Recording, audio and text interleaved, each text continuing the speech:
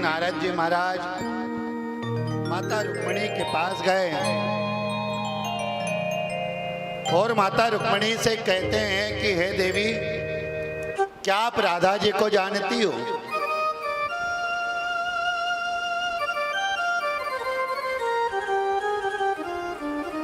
माता रुक्मिणी ने कहा, राधा? ये राधा कौन है? श्री नारद जी महाराज ने कहा, क्या आप श्री राधा जी को नहीं जानती? माता रुक्मिणी ने कहा, नारद जी मैं नहीं जानती, कौन है?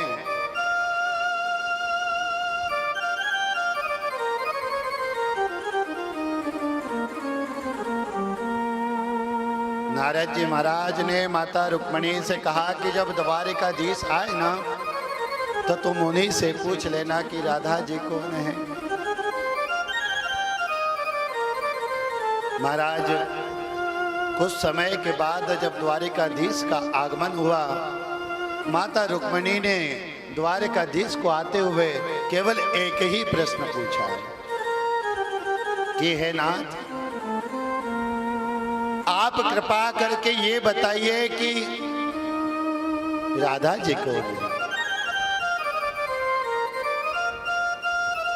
कन्हैया ने जैसे ही राधा का नाम सुना, आज कन्हैया की आंखों से आंसू छलकने लगे।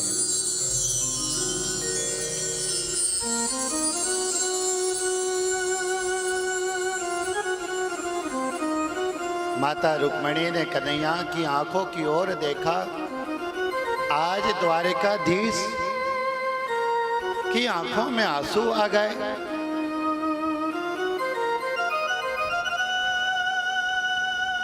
जैसे ही आंखों से आंसू टपकने लगे, माता रुक्मिणी ने हाथ आगे कर दिया, प्रभु आप ये क्या अनर्थ करने जा रहे हो?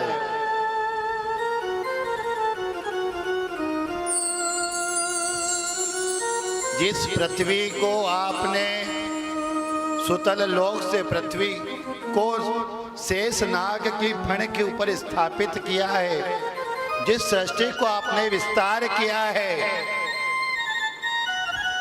आज आप उसी सृष्टि पर प्रलय लाने वाले हो। आप अपने आंसू से डुबोने वाले हो।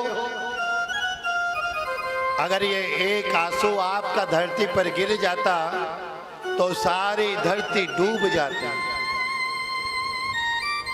और ऐसा कौन सा कारण है कि आज आपकी आंखों से आंसू निकला? अरे मैंने पूछा ही क्या, बस इतना ही तो जानना चाहा ना कि राधा कौन है।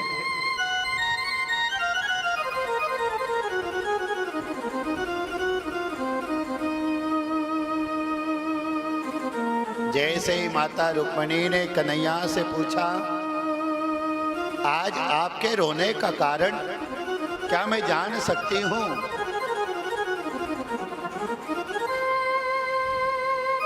कन्हैया की आंखों में आंसू भरे हैं और अपनी लड़खड़ाती हुई जबान से कहते हैं, परसों का बोल कर आया हूँ, आज बरसों बीत गए, वो बावरी मेरा आज भी इंतजार करती होगी।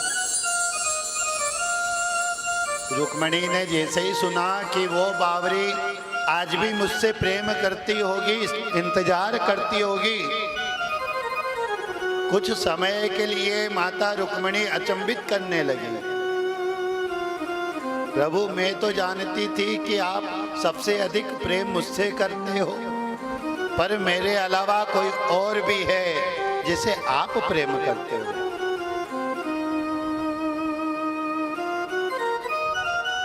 प्रभु उस भक्त का दर्शन मैं भी करना चाहती हूँ।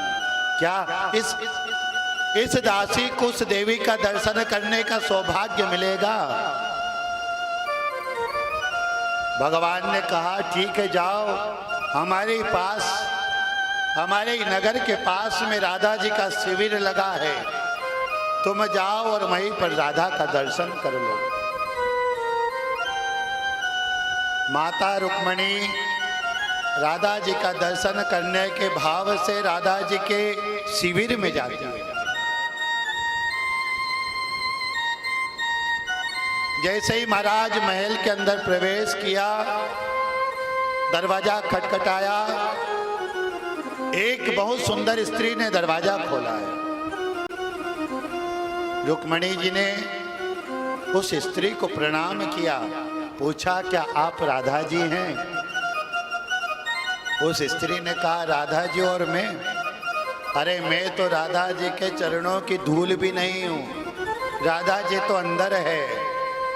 फिर माता रुक्मणी आगे बढ़ी है, फिर दरवाजा खटखटाया, फिर एक सुंदर स्त्री ने दरवाजा खोला। महाराज ये स्त्री पहली स्त्री से भी सुंदर है, क्या आप राधा जी हैं? उस स्त्री ने कहा मैं राधा? अरे मैं तो राधा जी की सबसे छोटी दासी हूं, राधा जी तो अंदर है। फिर दरवाजा खटखटाया, फिर एक स्त्री ने दरवाजा खोला। माता रुक्मणी का वही शब्द, क्या आप राधा जी हैं? वही जवाब मिला कि मैं तो राधा जी की कण के समान भी। जितनी बार दरवाजा ऐसा बताया गया है कि 7 दरवाजे खोले और 7 दरवाजों में एक से बढ़कर एक सुंदर स्त्रियां मिली है, जिसमें रुक्मणी जी का तो कहीं भी नाम नहीं था।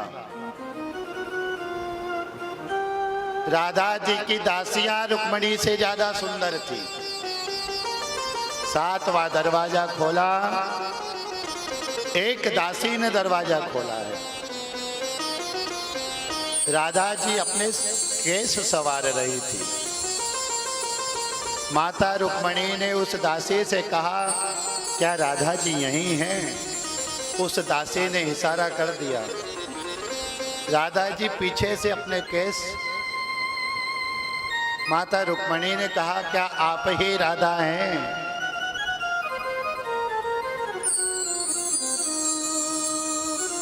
श्री राधा जी ने जैसे ही अपना मुखमंडल आगे किया, माता रुक्मणी देखकर अचंभित हो गई।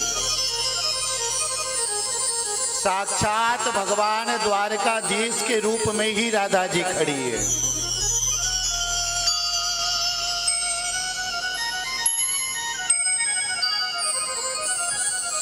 जैसे ही राधा जी को देखा, देखकर माता रुक्मणी जान गई कि वास्तविक में जो प्रेम है वो कृष्ण और राधा का है।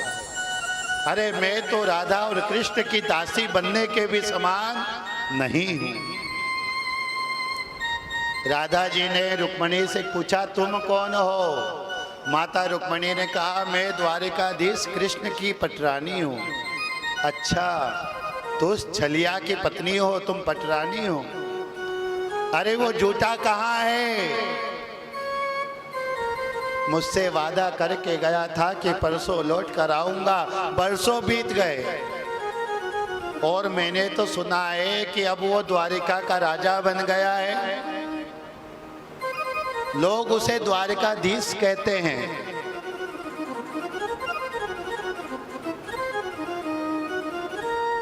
अरे उस छलिया को याद नहीं आई?